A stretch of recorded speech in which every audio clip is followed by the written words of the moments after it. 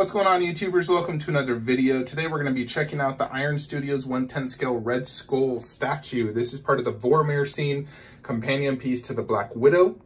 So let's check it out.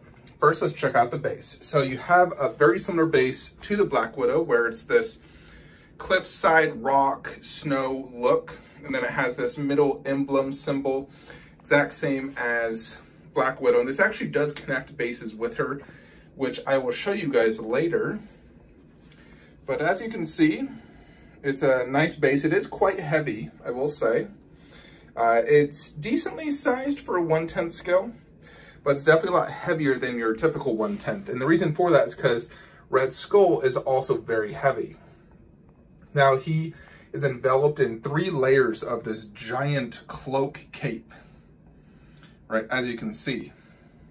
And it has a tear and very weathered look to it. Lots of snow effect as well. And they do an excellent job on the snow, where it just looks really well done, like he's been walking in the snow. On the bottom, the top part, there's a few drops. Right here is where you can actually see the inner part of what he looks like. So there is his arm, and you can see his feet a little bit. He inserts via 1 peg, and he is 1 complete piece. Now, the texture work is excellent on this cape.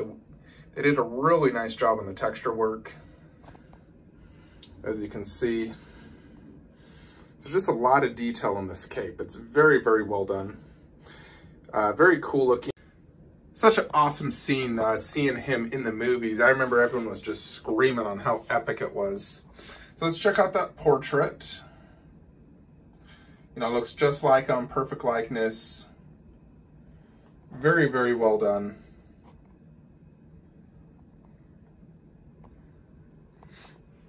Yeah, overall, it's a solid little 1/10 scale. It does have a good amount of presence at 11 inches tall. But, you know, really not too much to cover on this guy. It turned out just like the prototype. It looks excellent. The peg inserted perfectly. Let's go ahead and check it out now next to Black Widow. Alrighty, so here it is, size reference. As you can see, it is very, very big compared to Black Widow and Hawkeye. This is how I'm portraying this Vormir scene. I have the backdrop with all 3 characters from that scene. And then to the left, we have the Black Order, and then the Infinity War battle. Now, you can display this a few ways. Obviously, you could just do it like that. You could do it like way behind her like that, and that looks good. But then these also do connect. So if you look right here, that actually inserts, and then you close it. And then the circle is formed. So boom, you have that circle. So they're definitely meant to be displayed together like that. So that's how I'll be displaying it. And then Hawkeye shooting the arrow at Widow as she's trying to run so he can save her. So I think it looks excellent. I would say of the 3, I probably like Red Skull the most, believe it or not. I think he looks awesome, and he has great presence for a 1/10. And his giant cloak just looks awesome. So let's look at it from a distance. Here you can see it. He was a little bit taller than anticipated, so I needed to lower the shelf. And by lowering the shelf, I had to lower that backdrop so it doesn't fill the entire display. But for the most part, I'll be viewing it from this angle, so it's not a huge deal. Just up close like this, you can see that top white part. Because he is quite a big 1/10 scale statue. So he cost $119. He's shipping now from Sideshow, Iron Studios. I ordered this direct through Iron Studios because it's generally cheaper, and sometimes you can get it sooner, sometimes it's later. It really depends. It seems like there's batches that will go to either Sideshow or Iron Studios first. It really varies. I got this a few weeks after Sideshow. Iron Studios got their shipment a little later, and they shipped it within 3 days of actually receiving the shipment. They tend to charge you about 3 weeks prior to actually receiving their container, you know, because everything's shipped via boat. But, you know, it does save me tax, and the actual retail cost is about $5 cheaper as well. So, you know, I ordered my Fell Beast also through Iron Studios. The Spider-Man was through them, and it was $400 cheaper, and I got it a month earlier. So, no-brainer. So, for the most part, I'll be ordering direct. Black Widow, for some reason, is not on their website, so I'll just do Sideshow for her.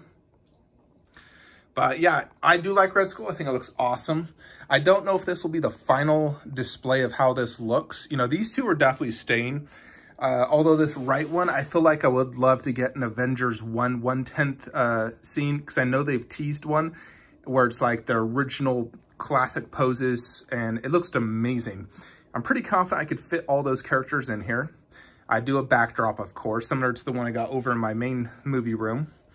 But I would love to get that. So when those pieces start coming out, and I'm confident I can fit them all in here, I would move this set over to the movie statue room, probably just above the PAX unit. And then I would put the Avengers 1 right here. I think that would be an excellent idea. So we will be getting the final member of the Black Order tomorrow, Corvus Glaive. He'll go right there next to Proxima Midnight. So very much looking forward to finishing that. And that's the final 1/10 I have on order from Iron Studios. Then I got the 1/20th Bell Beast. And I haven't pre-ordered Black Widow yet. I'm still waiting to see Queen Studios, but I'll still most likely get that Iron Studios. I think they killed it. It's just my least favorite version of Widow. Well, probably not the least favorite, but definitely not my favorite. The best is Winter Soldier and Avengers 1. Anyways, folks, let me know your thoughts and comments below. If you're interested in purchasing this, I have a link in the description below you can use to purchase this. Otherwise, like, comment, subscribe. Have a great day.